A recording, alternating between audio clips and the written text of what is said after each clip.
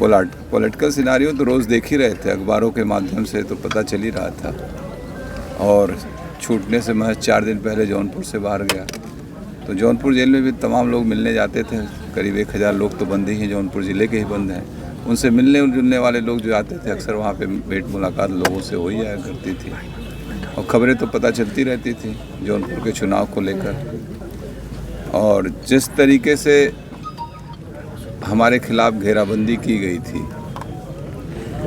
ताकि हम चुनाव से दूर रहें, पहले तो पार्टिसिपेशन के बाद फिर हम आगे भाग ही न ले सके। हमारी पत्नी को बहुजन समाज पार्टी ने यहाँ से प्रत्याशी बनाया, बहन मायावती जी ने, तो उसमें इन लोगों की मंशा थी कि हम उस चुनाव में सम्मिलित न हो पाएँ। और मैं तारीफ़ करूँगा अपनी पत्नी की, जिन्होंने इस चुनौती भरे समय में इस चुनौती को स्वीकार किया और अपना कदम आगे बढ़ाया। और जनता का भी भरपूर समर्थन मिला है, जौनपुर के लोगों का। हर वर्ग के जात मजहब से ऊपर उठकर लोगों ने बहुत स्नेह और सम्मान दिया उनको, और मैं अपने क्षेत्र, अपने समस्त जनपद वासियों का बहुत बहुत शुक्रगुजार हूँ उनका। और उनकी जितनी हम तारीफ़ करें कम है। इस संघर्ष के दौर में वो लोग पूरी ईमानदारी के साथ, मैं देख रहा हूँ जो लोग हमारे साथ पिछले 25 वर्षों से साथ रहें, सब लोग एकदम एकजुट होकर साथ हैं, और उसकी तादाद बहुत ज़्यादा बढ़ी है। और आम जनमानस का जिस तरीके से स्नेह और समर्थन मिला है, उनको भी कहीं न कहीं लगा है जो जिस तरीके से मेरे साथ जो घटनाक्रम हुए वो गलत थे। आप सभी लोगों को मालूम था जिस मामले में मुझे सज़ा हुई, वो मुकदमा 2020 में मेरे ऊपर कायम किया गया था कोविड के दौरान। और अभी आप इस गली में, अभी आप लोग पत्रकार हैं, इस गली से निकल के जाइए, क्या दशा अभी भी नमामि गंगे की जो दंश झेल रहा हमारा जनपद पूरी तरीके से। बरसात में देख रहे थे गाड़ियाँ धंस जा रही थी, कुछ न कुछ हो ही रहा था। तो अगर ऐसे मुद्दों को उठाना, वो मुद्दा विधान परिषद की कमेटी में भी उठा हुआ है और उसकी जांच हुई, डीएम की वहाँ उसकी एडवर्स रिपोर्ट भी है उसकी। और उस वैसे मुद्दे को उठाना, क्या लोकतंत्र में विपक्ष की कोई भूमिका नहीं है? सत्ता पक्ष के लोग इतने ज़्यादा वो निरंकुश हो गए हैं कि लोकतंत्र में विपक्ष की भूमिका ख़त्म कर देंगे। इसका जवाब जनता देगी इस बार।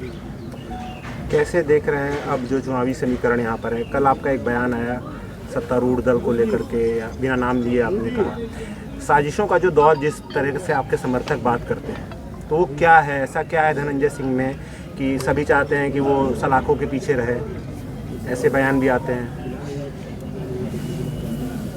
अब उनको लगता है कि हमारे रहने से उन्हें खतरा है यहाँ पर, तो आए दिन मुकदमे लादे जाते हैं। आप देख ही रहे होंगे, हम लोगों को आज से नहीं, बहुत पहले भी, अब 2002-03 में भी हमारे ऊपर तमाम मुकदमे लादे गए थे। जब मैं विधायक था, कम से कम मुझे लगता है कि 1-1.5 महीने के अंदर ही 10-12 मुकदमे कायम कर दिए गए थे उस समय की तत्कालीन सरकार से समर्थन वापसी लेने पे।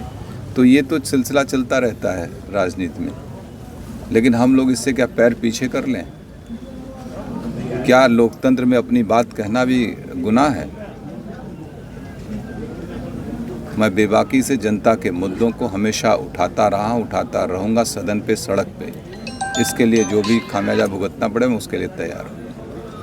श्रीकला जी पहली बार लोकसभा का चुनाव लड़ रही हैं। उनके सामने जो 2 अन्य उम्मीदवार हैं वो बड़े ओहदे के नेता रहे हैं, चाहे भाजपा के उम्मीदवार की बात की जाए, चाहे सपा के उम्मीदवार। ऐसे है ना, सब एक चीज़ हम भी बताएं आपको, राजनीति में श्रीकला जी भी पिछले 3 वर्षों से जिला पंचायत अध्यक्ष के रूप में यहाँ काम कर रहे हैं, और मुझे लग रहा है अच्छा ही काम उनका चल रहा है क्षेत्र में। आप लोग जिला पंचायतों को पहले भी देखे होंगे, अब भी देख रहे होंगे, आप उसका मूल्यांकन कर लीजिए। और रही बात जो लोग भी प्रत्याशी लड़ रहे हैं, एक व्यक्ति का तो, समाजवादी पार्टी के प्रत्याशी का तो जनता से कोई जुड़ाव नहीं रहा है, जनता के चुनाव से उनका कोई मतलब नहीं रहा है। वो विधान परिषद के सदस्य रहे हैं, उसके बाद उन्होंने मंत्री बन गए, और दूसरे जो आए हुए बम्बई की राजनीति से आए हैं। शहर की राजनीति 2-3 किलोमीटर की राजनीति होती है, अभी जौनपुर की बड़ी राजनीति है। 100 किलोमीटर एक छोर से दूसरे छोर है, जंघई से चलेंगे तो सूरापुर तक 100 किलोमीटर की यात्रा तय करनी पड़ेगी, तब राजनीति को समझ में आएगा। और दोनों के राजनीति में सामंजस्य बना पाना बहुत कठिन काम है, वो सामने दिखेगा। सब लोग अपने अपने जहाँ तक आप कैंडिडेट की बात कर रहे हैं, मैं कैंडिडेट की बात कर रहा हूँ। जो भी लोग लड़ेंगे चुनाव सामने, ये दल के नाम पे ही जितना लड़ पाएंगे, अपना कोई आधार नहीं है। हाथी की क्या रफ्तार है? हाथी का अपना आधार है, बहुजन समाज पार्टी का एक अपना आधार है, और इस ज़िले की राजनीति 25 साल से एक हमारा भी आधार है। हमको हाथी से ज़्यादा फ़ायदा होगा, लेकिन हमारे समर्थकों से भी हाथी को फ़ायदा होगा यहाँ पर।